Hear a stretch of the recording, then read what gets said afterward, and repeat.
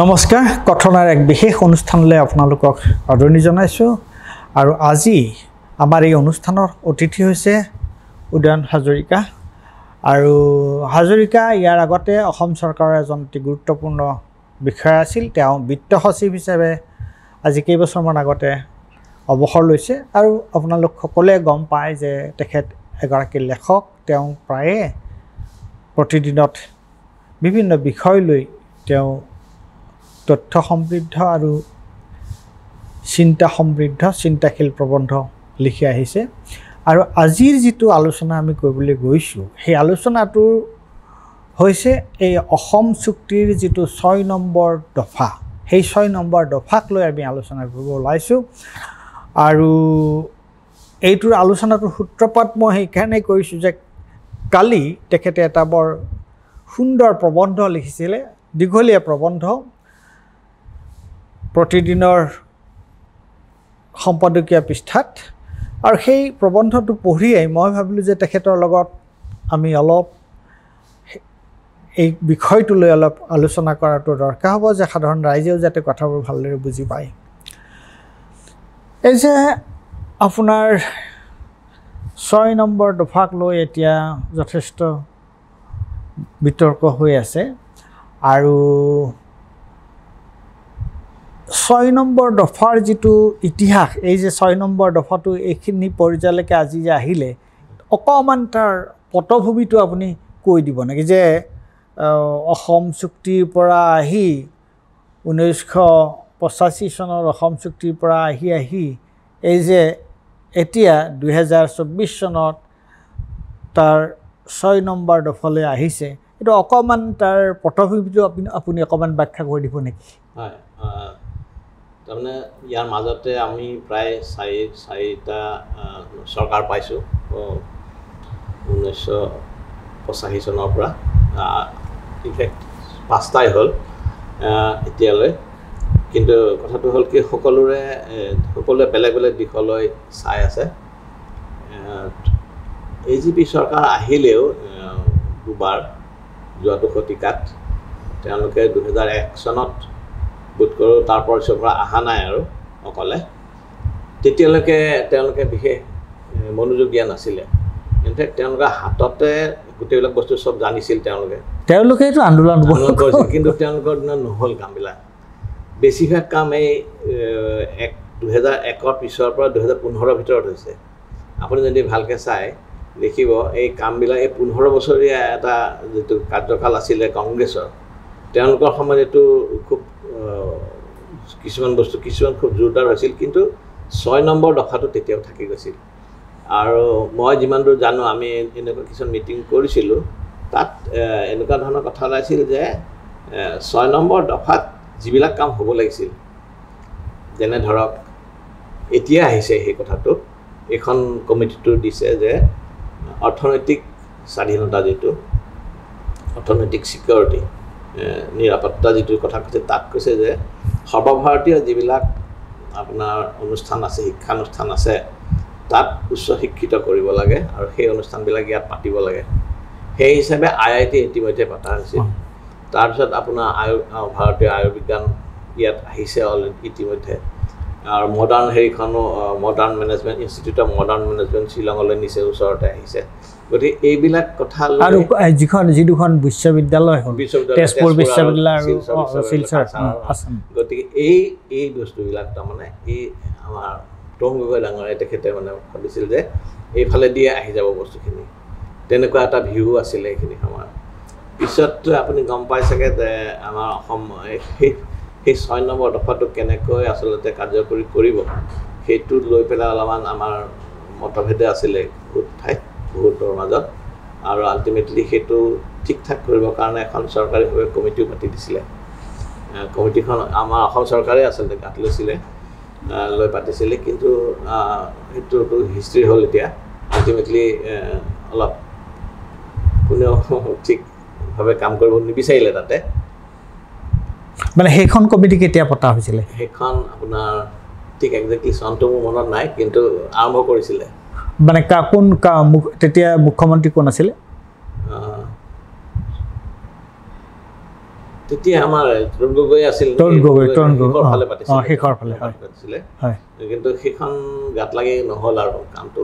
বা আল্টিমেটলি সেইখন ভাঙিবলগীয়া হ'ল ভাঙি যোৱাৰ নিচিনাই হ'ল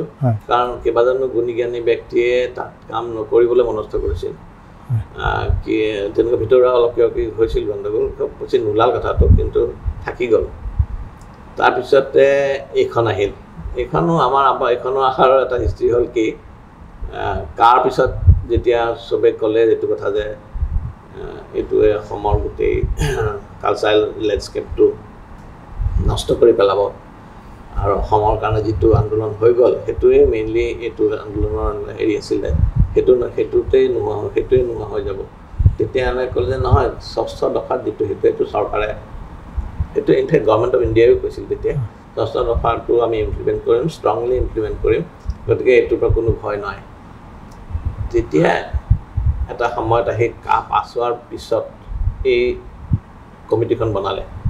কমিটিখন বনোৱাৰ তাতো দুখন কমিটি প্ৰথমৰ যিখন কমিটি আছিল সেইখনতো তাত বিপুল মানে প্ৰতিবাদ হ'ল অসমৰ হয় এইখনৰ পিছত এখন বনালে হয় এই হ'ল হিষ্ট্ৰী মানে কমিটিৰ হিষ্ট্ৰী এতিয়াও আচলতে শেষ হোৱা নাই কমিটিটো এতিয়া যিখন কমিটি আমাৰ ফাইনেলি হ'লগৈ তাততো আপোনাৰ দেখিছোঁ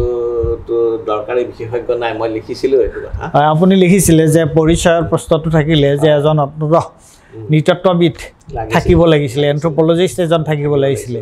গতিকে সেই কথা নাই নহয় কিন্তু এই যিটো প্ৰশ্ন ধৰক আপোনাৰ চাগে মনত আছে এই কথাটো যে যেতিয়া অসমান মানে আপোনাৰ এই যে এণ্টি কাৰ বিৰোধী যিটো আন্দোলন হ'ল আন্দোলন হওঁতে ৰাতি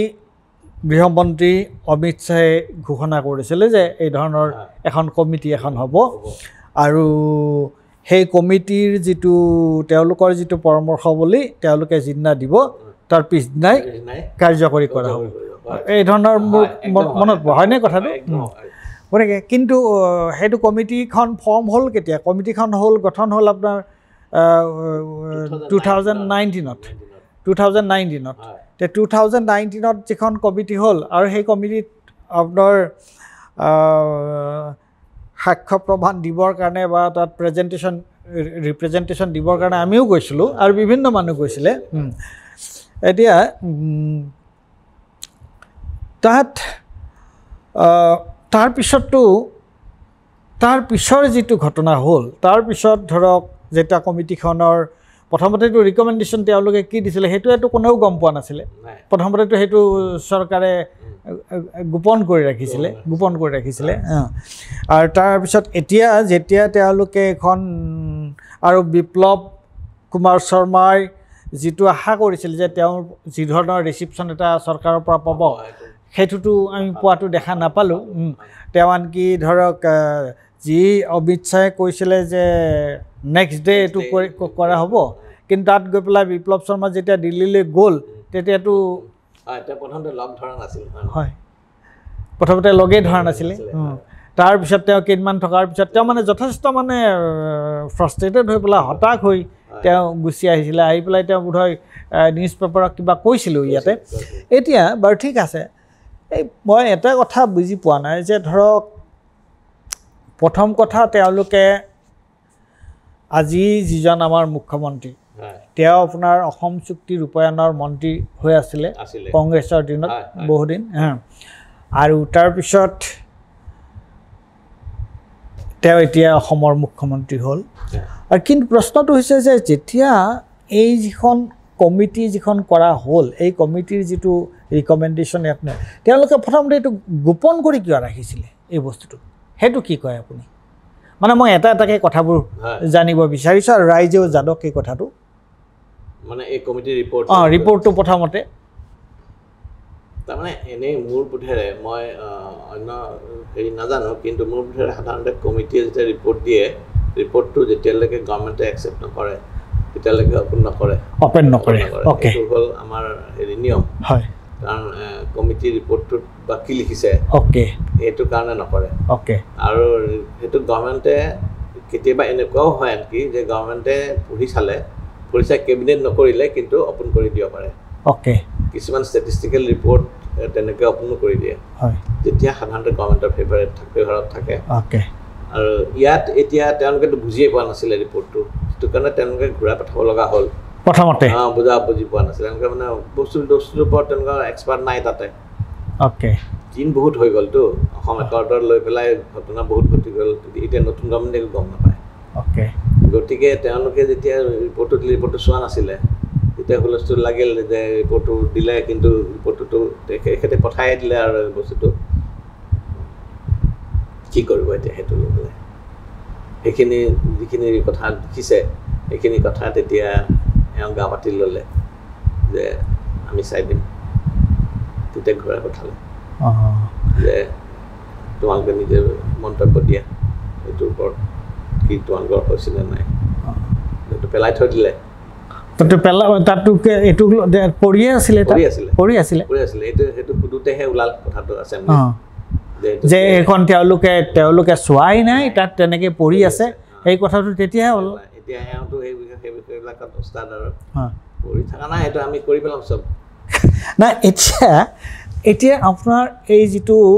কেন্দ্ৰীয় চৰকাৰৰ যিটো সদিচ্ছা বুলি যিটো কয় এই সদিচ্ছাটোৰ কিবা ইয়াত প্ৰকাশ পাইছেনে একেবাৰে প্ৰকাশ পোৱা নাই কাৰণ কেন্দ্ৰীয় চৰকাৰৰ কোনো সদিচ্ছা ইয়াত প্ৰকাশ পোৱা নাই কাৰণ তেওঁলোকে ভাবিছে যে কথাটো হৈ গ'ল কাটো হৈ গ'ল আৰু এতিয়া যিটো কথা যে কাৰ যিটো হ'ল অসম চুক্তিৰ যিটো কথা আছিলে তাৰপিছত অসম চুক্তিৰ মূল কথাটো হয় অৰ্থনৈতিক দাবী দাবা এইবিলাকৰ প্ৰশ্নটো আছে কিন্তু অসমীয়া পৰিচয়ৰ কথাটোতো মূল কথা আছিলে নহয় জানো গতিকে এফালেদি আকৌ আপোনাৰ তেওঁলোকে আনিলে তাৰ ফালেদি আকৌ তাৰপিছত আকৌ 6 নম্বৰ দফা এই দুইটাৰ মাজত এটা আপুনি কিবা এটা বিৰোধ এটা দ্বন্দ্ব এটা দেখে নেকি প্ৰথম কথা হ'ল কি ইয়াৰে মূল কথাটো হ'ল কি অসম চুক্তি ৰূপায়ণ কৰিবলৈ গ'লে প্ৰথমতে আপোনাৰ যিকেইটা দফা 5.1 পৰা 5.9 লয় গোটেইকেইটা আপোনাৰ ফৰেনাৰ্ছৰ দফা এইকেইটা দফাত ক্লিয়াৰলি কোৱা আছে যে এই সকল 1966লৈকে যিখিনি আছিলে তেওঁলোকক দিয়া হ'ব আৰু 71লৈ থকাখিনিক সেইখিনিক প্ৰথমে 10 বছৰ ৰাখি পিছত এৰি দিয়া হ'ব গতিকে এতিয়াতো সেইটো 2014লৈ লৈ আহিলে 2014লৈ লৈ অহাৰ পিছত অসম চুক্তিখনৰ একো নাথাকিল বেছিক যিটো ষ্ট্ৰাকচাৰ অসম চুক্তিখনৰ তাৰ যিটো অসম চুক্তিৰ যিটো আপোনাৰ যিটো মই কি ক'ম যদি আত্মা বুলি কওঁ বৰ্তমান অসম চুক্তিৰ আত্মাটোৱে তাৰমানে নাথাকিল উৰাই দিলে তেতিয়াহ'লে তাত কি থাকিল এতিয়া এখেতৰ কমিটিখনে কৈছে যে অসম চুক্তিৰ সম্পূৰ্ণ ৰূপায়ণ কৰিব লাগিব তাৰ কিবা অৰ্থ হ'ল জানো ইয়াতে মানে এই কমিটিখনৰ ৰিকমেণ্ডেশ্যন সম্পূৰ্ণ ৰূপায়ণ আৰু সেইটো গভৰ্ণমেণ্টে গ্ৰহণ কৰিছে ষ্টেট গভৰ্ণমেণ্টে মানে এইটো এটা গুৰুত্বপূৰ্ণ প্ৰশ্ন আপুনি কৈছে মানে কেনেকুৱা ধৰণৰ এইবোৰ হাঁহিহঁতৰ পাত্ৰৰ দৰে কথাটো হৈছে যে এই কমিটিখনৰ 6 নম্বৰ দফাৰ বিপ্লৱ শৰ্মা কমিটিয়ে কৈছে এইটো দৰ্শকসকলেও জনা উচিত যে 6 নম্বৰ বিপ্লৱ শৰ্মা কমিটিয়ে কৈছে যে এইটো মানে সম্পূৰ্ণৰূপে অসম চুক্তি ৰূপায়ণ কৰিব লাগিব আৰু এওঁলোকে কৈছে মানে তেওঁলোকে আপোনাৰ অসম চুক্তিৰ যিটো বেছিক বস্তু সেইটোকে তেওঁলোকে নস্যাৎ কৰি দিলে গতিকে যদি অসম চুক্তিৰ বেছিক বস্তুটোৱে যদি নস্যাৎ কৰিলে যদি আপোনাৰ অসম চুক্তিৰ বেছিক বস্তুটো নস্যাৎ কৰি যদি তাতো লৈ আহিলে তেতিয়াহ'লে কেনেকুৱা ধৰণৰ মানে এইটো এটা গোটেইটো এটা কণ্ট্ৰাডিক্টৰী কথা নহয় একদম টোটালি কণ্ট্ৰাডিক্টৰী এতিয়া আমিতো কলাক্ষেত্ৰ বিচৰা নাছিলোঁ কলাক্ষেত্ৰ আমি ইন কোৰ্চ অফ টাইম ক'ৰবাত পাতিলোহেঁতেন কলাক্ষেত্ৰ আমি ক'ৰবাত আনি পেলাই IIT আনি হয়তো আহিলেহেঁতেন ইন কোৰ্চ অফ টাইম কিন্তু আমাৰ ফৰেনাৰ্ছৰ প্ৰব্লেমটো ক'ত গ'ল আচল বস্তুটো আমি সেইটোহে বিচাৰিছিলোঁ সেইটোতো নাথাকিল এতিয়া ন এতিয়া যে তেওঁলোকে কৈছে যে আপোনাৰ কৈছে যে অসম তাত এই যিটো 6 নম্বৰ দফাৰ যিটো কমিটি সেই কমিটিত আপুনি আপোনাৰ প্ৰবন্ধটো লিখিছে তাত কিমানটা 64 নে কিমান 66 দফা আছে এতিয়া 63 হেৰি দফাৰ পৰা আৰু তেওঁলোকে কালি কৈছে যে 40টা দফা অকল ৰাজ্য চৰকাৰৰ সেইখিনি তেওঁলোকে ৰূপায়ণ কৰিব তাৰে আৰু 12টা দফা চৰকাৰৰ কেন্দ্ৰীয় চৰকাৰৰ ৰাজ্য চৰকাৰৰ দুইজনৰে আৰু বাকী 15টা দফা কেন্দ্ৰীয় চৰকাৰে সম্পূৰ্ণৰূপে ৰূপায়ণ কৰিব লাগিব গতিকে আপোনাৰ 40-12 আৰু 15 67 আছে 67 আছে 67 40 এনেকৈ কৰিব আৰু মোটামুটি 52 কৰিব আধা এতিয়া কথা হ'ল কি 52ৰো তেওঁলোকে কৰিব নোৱাৰে তেওঁলোকে যদি এইখিনি অসম চুক্তিৰ পৰা কৰিছোঁ বুলি কয়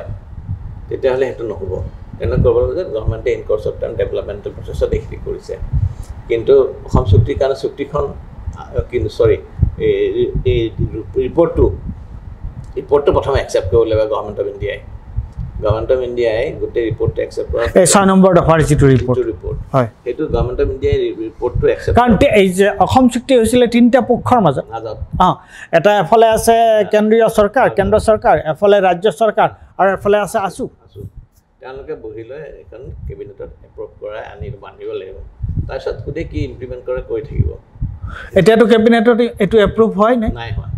গতিকে এতিয়া যিখিনি কৰিব সেইখিনি গভৰ্ণমেণ্ট ষ্টেট গভৰ্ণমেণ্টে নিজেই কৰিব লাগিব আৰু তাৰ কাৰণে চৰকাৰৰ পৰা তেওঁলোকে এয়া নাপাব চেণ্ট্ৰেল গভৰ্ণমেণ্টৰ পৰা নাপাব নহয় কিন্তু তাতো এটা কণ্ট্ৰাডিকশ্যন থাকিলে নহয়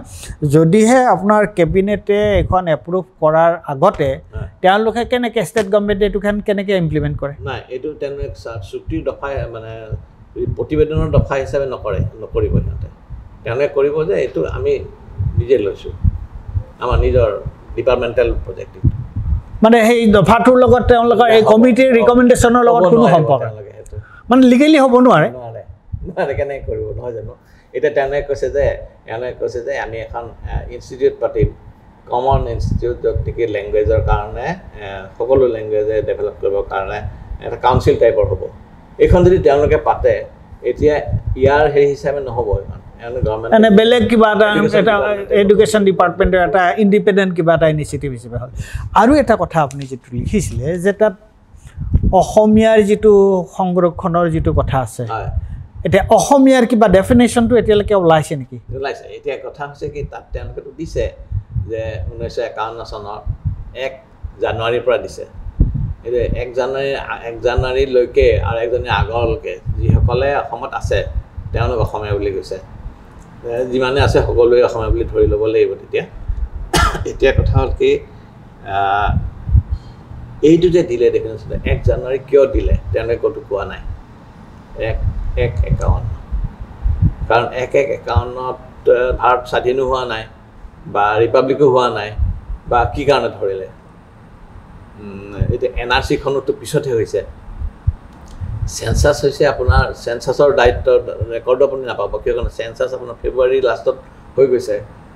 তাৰপিছত NRC হৈছে গতিকে NRC ৰেকৰ্ডৰ চাৰ্টিফিকেট দিলেও নহ'ব আপুনি যে অসমীয়া আপুনি এতিয়া কি ৰেকৰ্ড দিব আপুনি যে Asomiya that is a big problem that will be big problem কাৰণ কিহৰ কাৰণে এনেকুৱা এটা সময় আহিব যেতিয়া আপুনি নিজে প্ৰমাণ কৰিব লাগিব যে আপুনি অসমীয়া আৰু আপুনি সেই অসমীয়া মানুহৰ মাজত আছে অসমীয়া মানুহৰ ভিতৰত সোমাই আছে কাৰণ ৰিজাৰ্ভেশ্যনৰ কথা আছে নহয় 80% ৰিজাৰ্ভেশ্যন দিছে আপুনি যদি 80% ৰিজাৰ্ভেশ্যনৰ ভিতৰত সোমাব লাগে 80% ৰিজাৰ্ভেশ্যনৰ ভিতৰত কোন সোমাব 80% ৰিজাৰ্ভেশ্যনৰ ভিতৰত অসমীয়া লোক ক'ত অসমীয়া লোকসকল সোমাব অসমীয়া লোকসকলৰ ভিতৰত আপুনি যদি হয় 1951 চনৰ আগতে আপুনি ইয়াত আছিলে বা থকা মানুহৰ আপুনি সন্ততি হয় সেইটো আপুনি প্ৰমাণ কৰিব লাগিব যে মোৰ দেউতা 51 চনৰ আগতে ইয়াত আছিলে সেইখন ক'ব পাব আপুনি কাৰোবাৰ আছে থাকিব কিন্তু থাকিব 51 চনৰ ভোটাৰ লিষ্ট বিচাৰি উলিয়াব ক'ৰ পৰা আপুনিও বিচাৰি উলিয়াব লাগিব 51 চনৰ আগৰ ভোটাৰ লিষ্ট মই এতিয়া মোৰ দেউতাৰ ভোটাৰ লিষ্টৰ কথা বা মাৰ ভোটাৰ লিষ্টৰ উলিয়াব লাগিব আৰু NRCৰ কথাটো ইয়াত আহিব NRCৰ কথা নাহে কাৰণ NRCটো পিছত হৈছে 1-1-51ৰ পিছত হৈছে গতিকে মই যিটো বুজিছোঁ এই গোটেই কথাটো এই যে তেওঁলোকে যিটো এই 6 নম্বৰ দফাৰ যিটো কথা কৈছে তাৰ মানে ইয়াত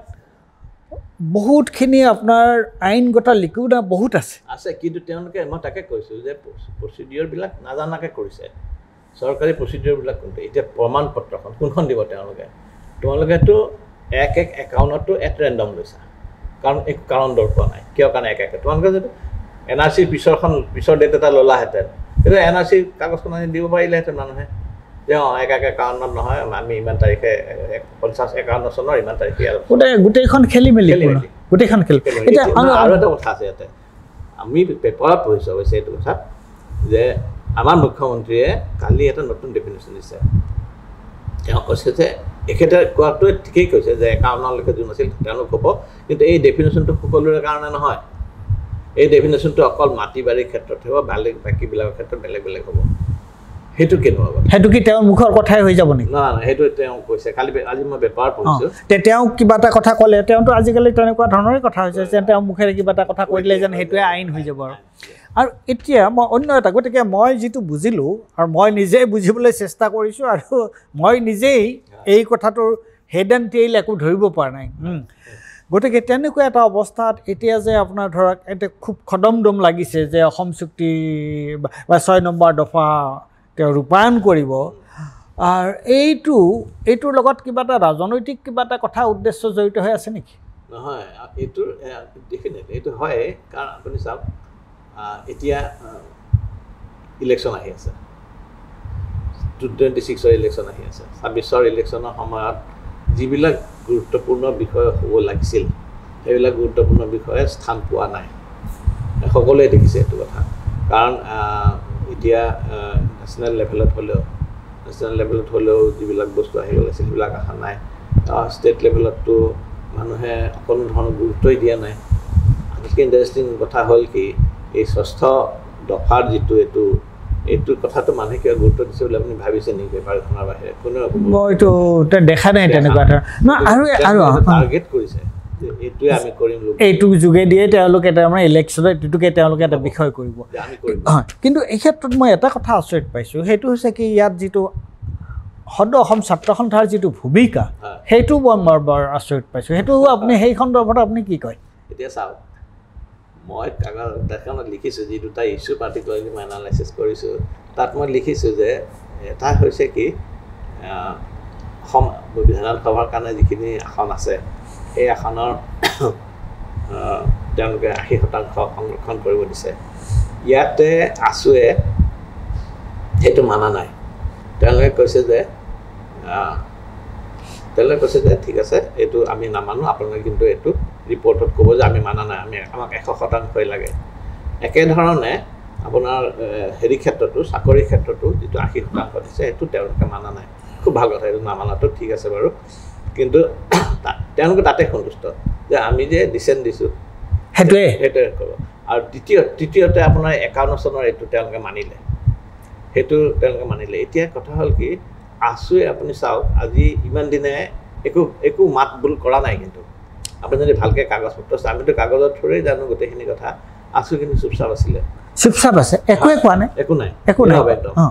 আৰু আছুৰ ভূমিকাটো এইকাৰণে আচৰিত কথা যে তেওঁলোকে আপোনাৰ সেই অসম চুক্তি হ'ল 85ত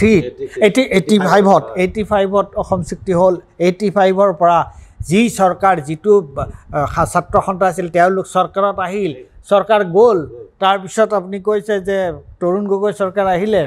আৰু তৰুণ গগৈ চৰকাৰেই মানে অসম চুক্তিৰ বেছিভাগ কথা তেওঁই ইমপ্লিমেণ্ট কৰিলে কথাটো ধৰক কাটাতাৰৰ বেৰা হয় তেওঁ নিজেই লাগি থাকিছিল কাটাতাৰৰ বেৰা দিয়াটোত তেওঁ মানে আমি ডঙৰ সেইখিনি সময়ত ৰেভিনিউৰ হেৰিত আছিলোঁ আপোনাৰ তেওঁ নিজে চাই তৰুণ গগৈ তেওঁ কিমান হ'ল কাটাতাৰৰ বেৰা দিয়ে প্ৰত্যেক হেৰি ফ্লাড লাইট লগোৱা সেইটো কেতিয়াকৈ লগাব মানে সেইটো নিজে হেৰি কৰে সোধে